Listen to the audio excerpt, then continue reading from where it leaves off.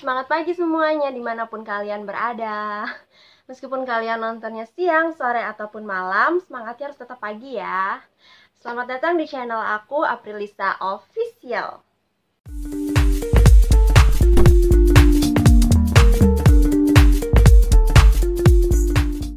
Aku bikin video ini karena aku pengen sharing sama kalian tentang bagaimana aku belajar untuk merubah hidup aku yang tadinya males, kaum rebahan, gak tahu hari ini mau ngapain. No life banget deh pokoknya, menjadi orang yang lebih produktif lagi. Kalau bisa sekarang, kenapa harus besok? Yang penting kita punya keinginan untuk berubah. Tinggal menguatkan niat dan membulatkan tekad. Di waktu yang tepat pasti ada aja yang menggerakkan tubuh kita untuk menjadi produktif. Tapi kapan waktu yang tepat? Ntar aja deh kalau udah masuk kuliah. Ntar aja deh kalau udah kerja. Ntar aja deh kalau udah nikah. Ntar aja deh kalau udah punya anak. Nah, kebiasaan menunda itu yang bikin kita jadi stuck dan gak ada kemajuan. Oke, sebelumnya aku mau ngenalin diri aku dulu. Usiaku 28 tahun. Aku adalah seorang istri, seorang ibu, dan juga seorang wanita karir. Kalau dilihat dari statusnya, bisa dibayangkan aku sesibuk apa ya. Tapi yang perlu kalian tahu, aku seorang guru SD yang tugasnya itu di desa. Jadi nggak serajin yang ngajarnya di kota, karena jumlah muridnya lebih sedikit. Terus jam belajarnya juga lebih santai. Terus anak aku juga usianya 3 tahun. Jadi udah banyak hal yang bisa dia lakukan sendiri. Dia bisa mandi sendiri, bisa makan sendiri. Nah, dari sinilah yang bikin aku jadi males-malesan. Biasanya aku bangun jam 6:30, terus mandi, nyiapin sarapan seadanya, cari yang simple, yang tinggal goreng-goreng aja. Terus bikin susu buat anak, bikin kopi buat suami. Terus aku ke sekolah. Nah, anak aku ini biasanya ikut aku ke sekolah karena dia suka main di sekolahan. Kadang ikut belajar juga, meskipun cuma coret-coret buku yang nggak jelas. Tapi seperti yang kita semua tahu, di bulan Maret 2020 kemarin, virus COVID menyerang. Dan belajar mengajar pun menjadi sistem online atau belajar di rumah. Di sini yang bikin aku jadi tambah males-malesan. Bangun jam 7, terus tinggal ngirim tugas ke anak-anak. Dan setelah itu bersantai sepanjang hari. Rebahan, nonton YouTube, scroll TikTok. Membosankan memang ya. Tapi aku menikmati. Every day is holiday lah pokoknya. Bayangkan aja, selama hampir setahun aku menjalani masa-masa no life. Apa sih dampaknya ketika kita males-malesan? Nah, ini terasa banget di aku. Aku sempat mengalami stres, sakit kepala, ya. Jadi lebih mudah lelah ketika beraktivitas. Gak ada tujuan, gak ada motivasi, rumah berantakan, kehidupan sosial juga melemah ya. Waktu nongkrong bareng, waktu ngobrol, aku jadi lebih banyak diam, gak tahu harus ngobrolin apa. Pokoknya efeknya negatif banget buat kehidupan aku.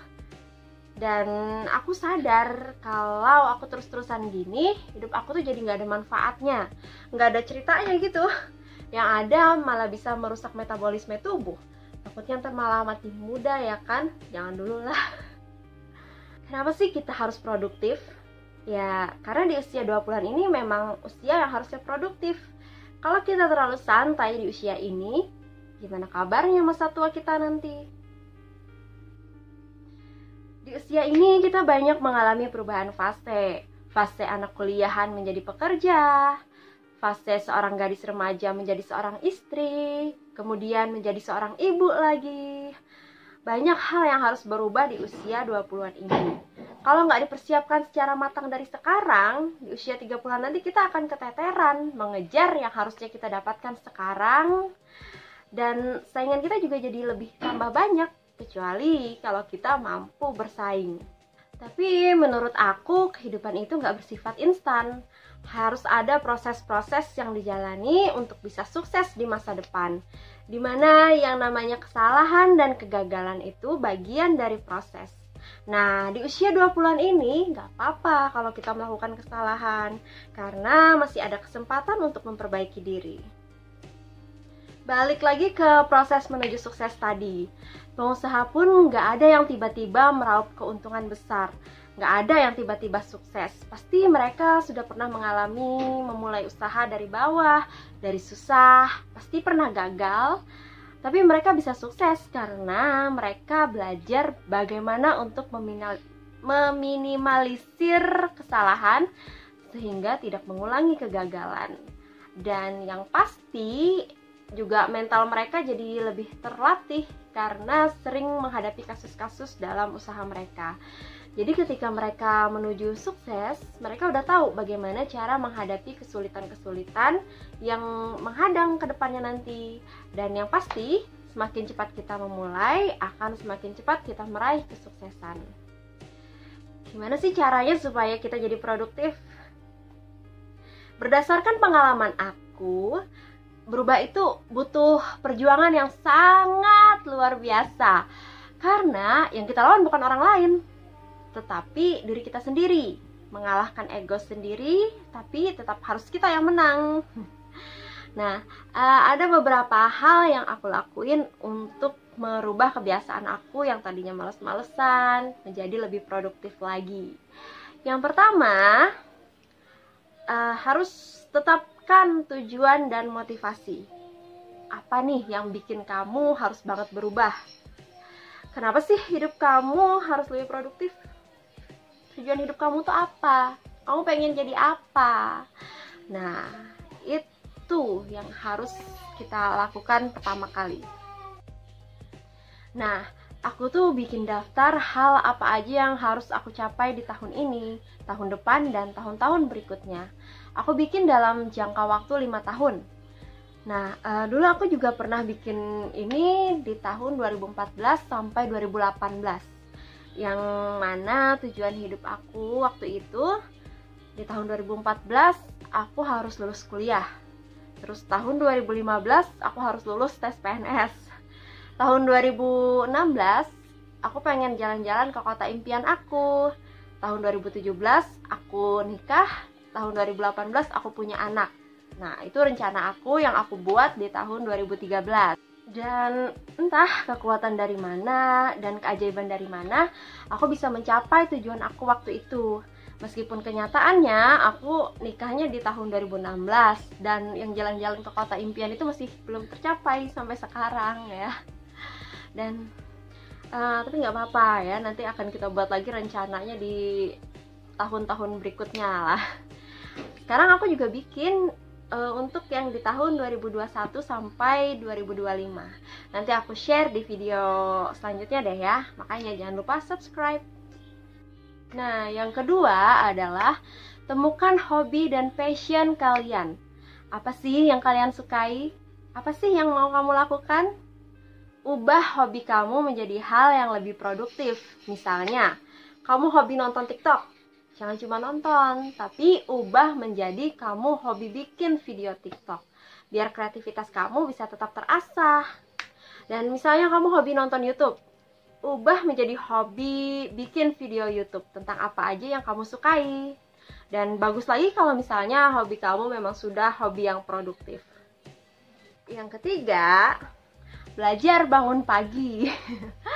Coba hidupin alarm deh, tapi jangan taruh HP-nya atau jam alarmnya di dekat kita, karena percuma bakalan dimatikan terus tidur lagi.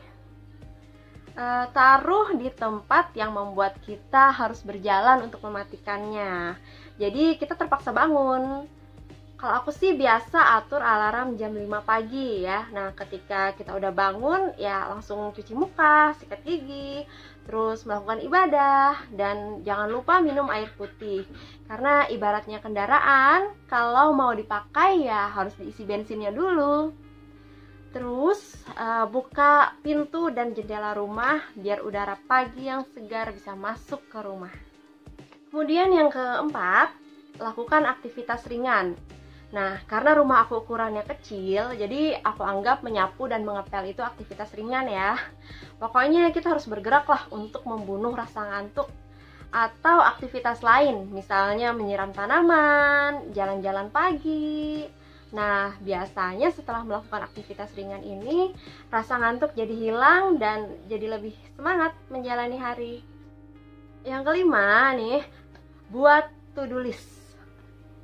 Aku punya daftar apa aja yang harus aku lakuin. Aku punya 2 daftar karena aku punya 2 peran. Yang pertama pekerjaan sebagai ibu rumah tangga, dan yang kedua pekerjaan sebagai seorang tenaga pendidik. Dan nanti aku bakal bikin daftar baru sebagai seorang YouTuber. Mohon dukungannya ya. Nah, di daftar itu aku buat misalnya hari Senin aku harus ngapain, hari Selasa aku harus ngapain, dan begitu setiap harinya. Minimal ada 2 yang harus aku lakukan di masing-masing daftar untuk setiap harinya.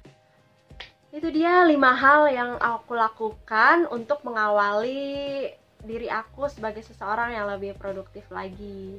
Dan segini dulu video aku. Yang pasti hal-hal di atas cukup untuk aku memulai sebagai seseorang yang lebih produktif.